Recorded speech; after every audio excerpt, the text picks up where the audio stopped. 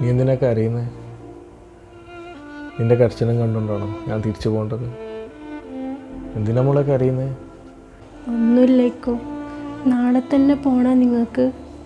എന്നെ ഒറ്റക്കാക്കിയിട്ട് നിങ്ങളിപ്പോൾ നിന്നിട്ട് കൊതി തീർന്നിട്ടില്ല എനിക്ക്. നീ വിചാരിക്കുന്നുണ്ടോ എനിക്ക് നിന്നെ തനിച്ചാക്കി പോകാൻ ഭയങ്കര ആഗ്രഹമുണ്ടെന്ന്?